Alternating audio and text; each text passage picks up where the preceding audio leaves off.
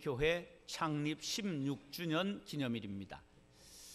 16, 우리에서는 사춘기를 뜻하지요. 28 청춘, 바로 28이 16, 16살을 뜻합니다. 춘향이와 이도령이 몇 살이었을까요? 16, 한참 연애할 나이죠. 우리는 꿈이 있고 사랑이 무르익을 그러할 때가 되었습니다. 우리 교회가 다시 한번 아름다운 꿈을 꾸고 사랑에 눈떠 하나님을 사랑하고 이웃을 사랑하는 교회가 될 수 있기를 바랍니다. 우리의 꿈은 신령한 집을 짓고 신령한 제사를 드리는 거룩한 제사장이 되는 것입니다. 그런데 신령한 집은 산돌로 지어야 된다고 오늘 성경은 말씀합니다. 돌이 무생물인데 무슨 살아있는 돌이 있나? 우리 몸에 가끔 돌이 자라요. 그게 뭐죠? 담석. 동굴에 들어가면 가끔 돌이 자라요. 그게 뭐죠? 종유석.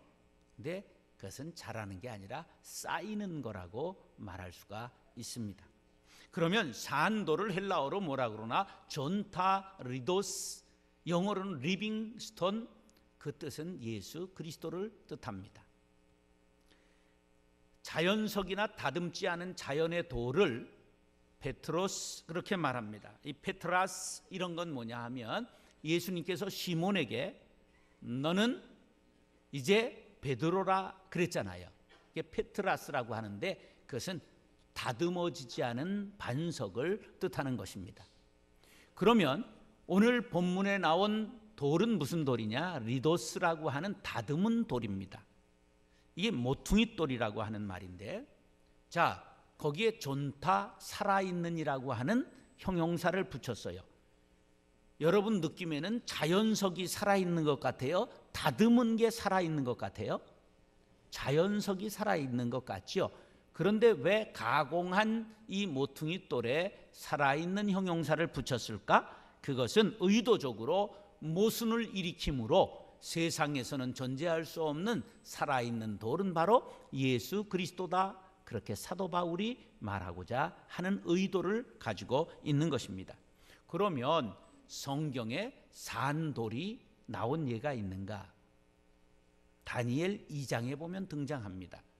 바벨론의 느부갓네살 대왕이 밤에 꿈을 꿨는데 끔찍한 꿈을 꾸고 진땀을 흘리며 깼습니다. 악 하고 깼는데 꿈이 도저히 생각이 안 나는 거예요. 박수와 술객 유명한 지혜자들을 다 모아가지고 내 꿈을 해석해라. 그러니 얼마나 기가 막혀요. 점쟁이들이 기가 막혀. 아니 꿈을 얘기를 해주셔야 우리가 풀지. 근데 풀지를 못하니까 저놈들 다 가짜다, 죽여라, 이렇게 된 거예요. 그때 다니엘이 나와서 그 꿈을 이렇게 풀었습니다. 왕이여, 한 큰 신상을 임금님이 보셨는데 그 신상은 왕의 앞에 서 있고 광채가 매우 찬란하며 모양이 심히 두려웠는데 머리는 순금, 가슴과 두 팔은 은, 배와 넓적다리는 노수로 되어 있고 종아리는 쇠고 그 발은 얼마는 쇠고 얼마는 진흙으로 되어 있었습니다. 그런데 갑자기 큰 돌이 하나 떠서 나오더니 신상을 깨트리고 막 발로 쳐서 부서뜨림에 완전히 부서져서 그냥 가루같이 날아가 버리고 말았습니다. 그 다음에 그 돌은 태산을 이루어 온 세계에 가득하게 되었습니다. 오라 오라, 내가 꾼 꿈이 바로 그거야. 너를 국무총리로 임명하노라. 이래서 국무총리가 되었어요. 여러분들 지금 아직 국무총리가 발표 안 됐으니까 여러분들 가서 꿈을 한번 맞추면 대박 날 가능성이 있습니다. 그러면 바로 이 뜬 돌이 뭐냐? 예수 그리스도를 뜻하거든요. 예수님이 이 땅에 오시면 온갖 우상과 주의와 사상 모든 것을 깨트리시리라 하는 것을 보여주시는 그러한 꿈입니다. 할렐루야. 그럼 선교 역사에도 산돌이 있었느냐? 있습니다. 리빙스톤이라고 하는 것이 바로 산돌이라는 뜻이죠. 영국 출신으로 아프리카 선교의 아버지, 바로 탐험가였죠. 탕가니카 호수를 발견하고 빅토리아 폭포를 발견했어요. 30년 동안 아프리카 주민들을 사랑으로 치유하며 복음을 전했는데요, 사자에게 오른손을 물려서 잘려나갔습니다. 그가 얼마나 그 사랑으로 아프리카 흑인들을 사랑으로 복음 전했는지 몰라요. 그가 1873년 3월 17일 날 죽기 전에 일기장에 이렇게 기록되어 있어요. 오늘은 나의 생일이다. 나의 예수여, 나의 왕이여, 나의 생명이여, 나의 모든 것이여, 오늘을 기하여 다시 한번 나를 바칩니다. 자비하신 아버지, 나를 받아주소서. 독생자를 나에게 주셨는데 이 못난 것 아무것도 아니지만 몽땅 바치오니 받아 사용해 주소서. 아멘. 주님이시여, 아멘. 그리고 무릎 꿇고 기도하는 자세로 돌아가셨습니다. 사랑하는 형제 자매 여러분, 우리 거룩한 빛 광성교회가 16주년을 맞이해서 거룩한 산돌이 되어 세상의 우상을 깨뜨리고 복음 전하는 귀한 교회로 자라갈 수 있게 되기를 예수님의 이름으로 축원합니다. 따라서 산돌이신 예수님과 연합해야 합니다. 연합이라고 하는 건 사람과 사람, 나라와 나라, 그리고 단체와 단체가 하나 돼서 같은 뜻을 이루고자 하는 거죠. 삼국지에 보면 유비, 관우, 장비가 복숭아밭에서 모여서 결의를 하니 우리가 한 나라를 다시 세우자. 그것을 도원결의라고 말하죠. 2차 세계대전 후에 이렇게 싸워서는 안 되겠다. 그래서 여러 나라가 모여 연합한 것을 유엔이라 그렇게 말하죠. 이스라엘 역사에 보면 북쪽에서 항상 아수르, 바벨론, 메데, 바사, 헬라, 로마가 계속 바뀌어 나오거든요. 아래에서는 애굽 제국이 항상 있어요. 그러니까 중간에 낀 이스라엘은 어느 쪽인가 붙어서 연합해야 살 것이라고 생각하는데 연합할 때마다 상대국에서 그 공격해서 언제나 망합니다. 그래서 생긴 말씀이 시편 146편 바로 3절로 5절입니다. 시작. 귀인들을 의지하지 말며 도울 힘이 없는 인생도 의지하지 말지니 그의 호흡이 끊어지면 흙으로 돌아가서 그날에 그의 생각이 소멸하리로다. 야곱의 하나님을 자기의 도움으로 삼으며 여호와 자기 하나님에게 자기의 소망을 두는 자는 복이 있도다. 아멘. 그리스도인은 하나님을 의지해야 된다. 바로 예수님과 연합해야 된다. 그것을 가르쳐주고 있는 것입니다. 오늘 본문 4절로 5절 시작.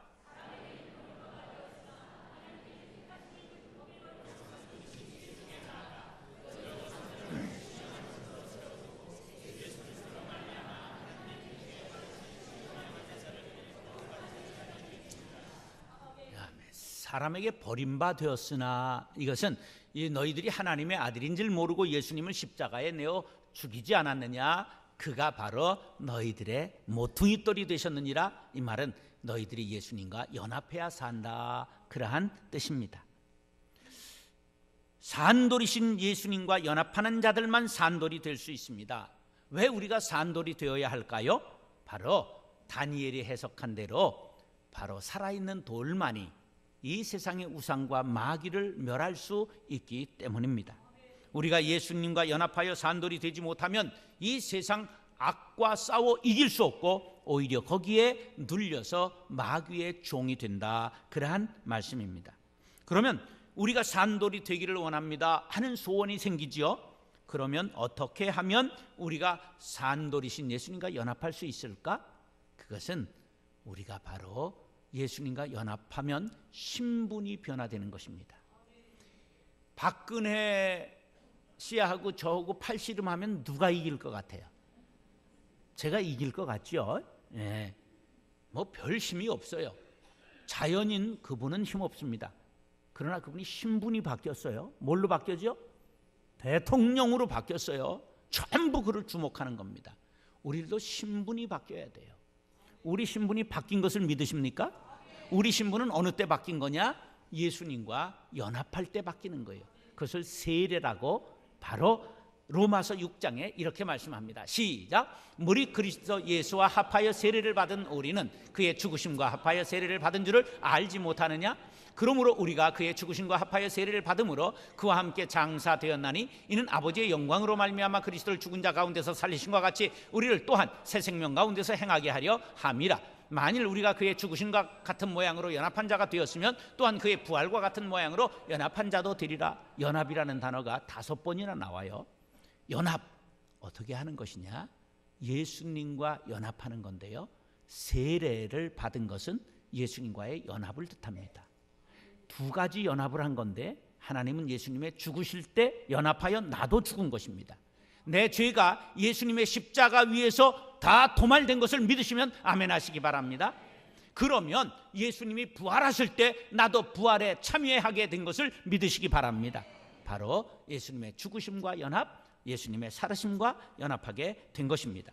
그래서 우리의 신분이 바로 예수님을 형님으로 모시고 하나님을 아버지 삼게 된 것입니다. 그래서 우리의 신분은 왕자요 공주가 된 것입니다. 그러므로 하늘과 땅의 권세를 가지신 아버지 하나님의 권세가 내 권세 된 것을 믿으시기 바랍니다. 그러므로 우리는 마귀를 대적하고 물리칠 수 있는 능력을 받게 된 것입니다. 이 믿음을 가지면 예수님이 바람과 파도를 꾸짖어 잠잠케 하시고 마귀를 꾸짖어 물리치신 것과 같이 우리도 권세 있는 그리스도인이 됨을 믿으시기 바랍니다. 누가복음 10장 19절 시작.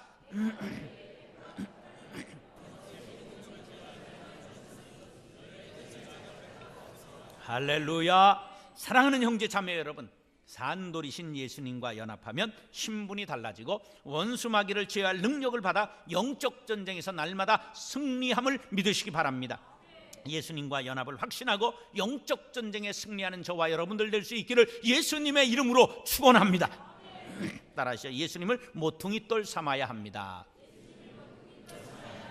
세계 문화를 나무 문화권과 돌 문화권으로 나눌 수 있습니다. 우리나라는 무슨 문화권일까요? 우리는 나무 문화권입니다. 그래서 나무 문화권은 이게 불에 타버리고 삭아서 남은 것이 별로 없어요. 돌 문화권은 많은 것이 남아있죠. 우리가 국민학교 때 정말 다보탑, 석가탑, 첨성대, 그 다음에 포석정 얼마나 환상적으로 배웠는지 몰라요. 그리고 중학교 때 수학여행 가서 환상이 확 깨져버린 거예요. 아니 요만해. 세계 여행을 하고 와서는 완전히 산산조각 나가버리고 말았어. 로마에 가보니까 막 엄청난 돌로 쌓아놓고 피라밋을 보고 나오니까 그 피라밋 밑에 있는 돌 하나만 한 거예요. 그래 이제 꿈이 깨진 거야. 이게 왜 그러냐? 우리나라는 돌이 화강암, 현무암으로 되어 있기 때문에 큰 것을 지을 수가 없었어요. 이게 단단한 돌이기 때문에 가공하기가 힘든 거죠. 근데 저쪽은 대리석들이기 때문에 가공이 쉬웠던 거죠. 우리나라도 이 목조 건축 대단한 게 있었어요. 황룡사 9층 목탑이 있었는데요, 높이가 자그마치 79m였어요. 79m면 얼마인 줄 아세요? 25층 막 이렇게 엄청난 높이의 목탑이 있었는데 지금 저거 재건하려고 준비 중에 있는데 수천억 들어갈 겁니다. 엄청난 게 있었어요. 자, 그런데 오늘 여러 번 본문에서 모퉁이돌 위에 집을 지어라, 모퉁이돌을 기반 삼아라, 우리들에게 그렇게 돌에 대해서 얘기하고 있습니다. 6절로 8절 시작.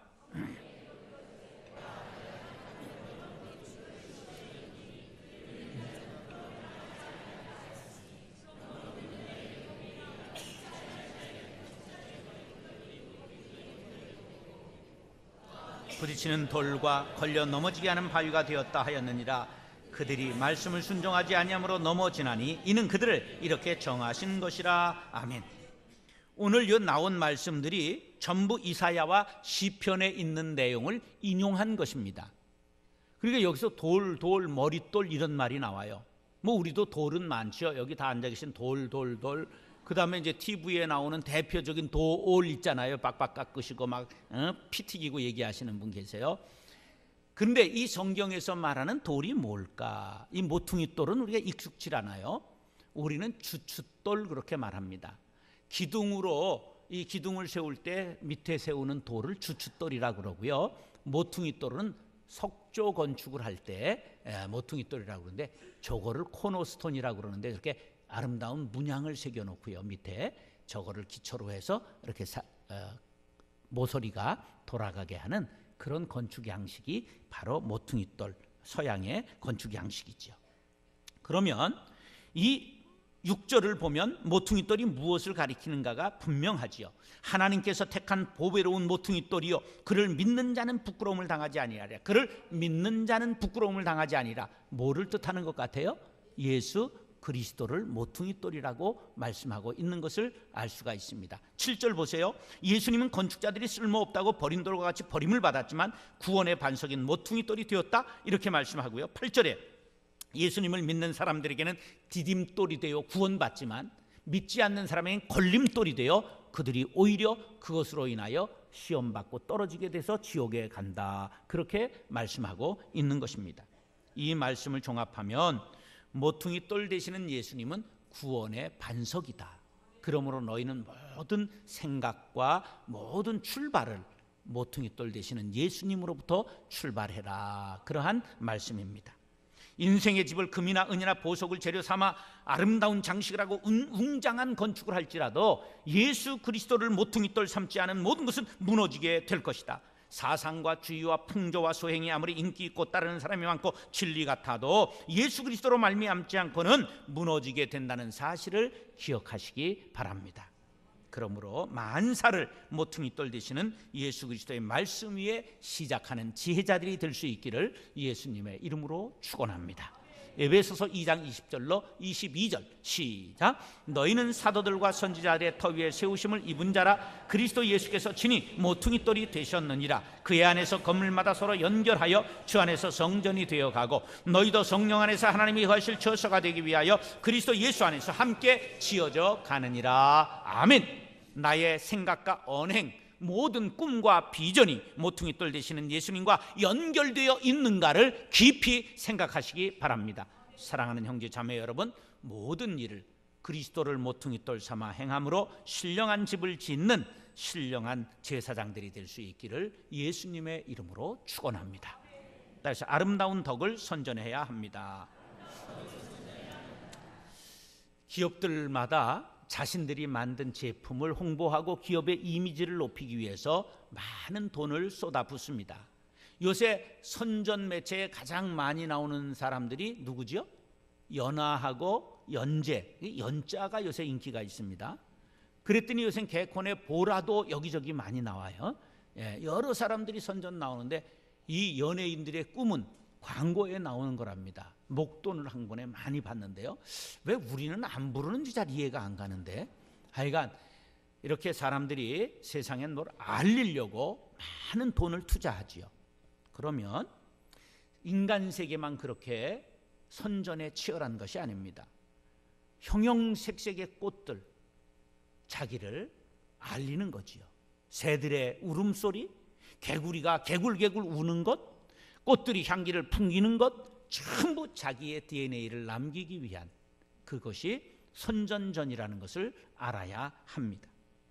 오늘 본문에서 우리들에게 너희들을 왜 모퉁이돌 되시는 예수님을 보내주시고 그 위에 서게 했느냐, 그 목적을 분명하게 밝히고 있습니다. 9절 10절 시작. 그러나 너희는 택하신 족속이요 왕같은 제사장들이요 거룩한 나라여 그의 소유가 된 백성이니 이는 너희를 어두운 데서 불러내어 그의 기이한 빛에 들어가게 하신 이의 아름다운 덕을 선포하게 하려 하심이라. 너희가 전에는 백성이 아니더니 이제는 하나님의 백성이요 전에는 긍휼을 얻지 못하였더니 이제는 긍휼을 얻은 자니라. 아멘. 우리가 예수님을 모퉁이돌 삼은 후에 신분이 5가지가 변화되었습니다. 첫째, 택하신 족속, 두 번째 왕같은 제사장, 세 번째 거룩한 나라, 네 번째 하나님의 백성, 다섯 번째 긍휼을 얻은 자가 된 것입니다. 자, 택하신 족속은 히브리 족속만 택한 받았다고 생각을 했어요. 근데 하나님의 의도는 뭐냐? 히브리 족속을 먼저 택해서 하나님을 선전하라고 보내줬더니 얘네들이 자기만 선택받았다고 교만해서 깨지고 말았습니다. 그 다음에 제사장은 누구만 될 수 있었느냐? 레위 족속만 될 수 있었습니다. 대제사장은 레위 족속의 아론의 후손만 될 수 있었어요. 그러던 것을 예수님께서 더 나은 제사의 제물이 되셔서 단번에 퍼펙트한 제사를 드림으로 우리는 예수님을 이름만 부르고 하나님 앞에 아버지라 나오면 하나님께서 우리의 예배를 받아주시는 우리가 거룩한 제사장 된 것을 믿으시기 바랍니다. 따라서 나는 제사장입니다. 그럼 우리의 제물은 뭐지요? 예수 그리스도임을 믿으시기 바랍니다. 그래서 우리가 왕같은 제사장이 되었다, 그렇게 말하는 것입니다. 그러므로 우리 이 세상에 거룩한 나라가 따로 있는 것이 아니라 우리 이렇게 하나님의 백성들이 모인 것이 거룩한 나라가 된 것이요, 우리가 하나님의 백성이 된 것입니다. 그러므로 모퉁이돌 되시는 예수 안에서 우리 모두가 하나님의 긍휼을 얻게 된 것을 믿으시기 바랍니다. 자, 그럼 이렇게 새로운 신분을 주셨는데 그 목적이 뭐라고요? 9절 하반절에 이렇게 분명하게 가르쳐 줍니다. 시작. 이는 너희를 어두운 데서 불러내어 그의 귀한 빛에 들어가게 하신 이의 아름다운 덕을 선포하게 하려 하심이라. 할렐루야. 복음의 선전대원으로 예수를 증거하라고, 하나님의 살아계심을 만방에 알리라고 우리를 선전대원으로 불렀다는 사실을 믿으시면 아멘 하시기 바랍니다. 선포하다, 에크 앙겔로, 에크는 밖으로, 앙겔로는 전하다, 소식을 밖으로 전하라는 말씀입니다. 자, 목적이 분명하지요. 구원을 주시기 위하여, 세상의 복음을 전하게 하기 위하여 우리를 불러주신 것입니다. 자, 이제 선전대원 되신 여러분, 교회의 목적도 복음을 선포하기 위하여, 우리를 구원해 주신 목적도 복음의 선전대원이 되게 하시려고 분명히 깨달으시기 바랍니다. 그런데 이 사명을 깨닫지 못하거나 첫사랑 처음 믿음이 식어버리면 버림을 받고 하나님께서 촛대를 옮겨버리겠다, 영광이 떠나겠다고 말씀을 하신 것입니다. 반드시 좋은 소식은, 아름다운 소식은 전해야 합니다. 좋은 음식점만 전하지 말고, 싼 옷 있다고 전하지만 말고, 떨이 한다고 전하지 말고 복음을, 아름다운 소식을 전하라는 것입니다. 사마리아 성이 아람 군대에게 포위되었습니다. 그런데 그때 기아로 막 사람들이 죽어나가는데 문둥병자 4명, 나환자 4명이 성 위에 살고 있다가 굶어 죽으나 맞아 죽으나 마찬가지다, 이래 죽으나 저구나, 가자. 그리고 아람 진영에 구걸하러 가서 한 푼 줍시오 그랬어요. 근데 소리가 없는 거예요. 장막을 열어보니까 식량을 그대로 두고 무기를 그대로 두고 이들이 다 달아나 버리고 말았어요. 그래가지고 그들이 허겁지겁 개걸스럽게 배가 볼록 나오도록 먹었는데 배가 부르자 정신이 확 돌아왔어요. 그들이 이렇게 말합니다. 열왕기하 7장 9절 시작. 나병 환자들이 그 친구에게 서로 말하되 우리가 이렇게 해서는 아니 되겠도다. 오늘은 아름다운 소식이 있는 날이거늘 우리가 침묵하고 있도다. 만일 밝은 아침까지 기다리면 벌이 우리에게 미칠지니 이제 떠나 왕국에 가서 알리자. 할렐루야. 아름다운 소식은 전해야 합니다. 전하지 않으면 책망을 받습니다. 하나님께서 우리를 모퉁이돌 되시는 예수님과 연합하게 하시고 그 위에 세워주신 목적은 그리스도의 아름다운 덕을 선포하게 하려 하심이라. 할렐루야. 복음의 나팔을 부는 저와 여러분들이 될 수 있기를 예수님의 이름으로 축원합니다.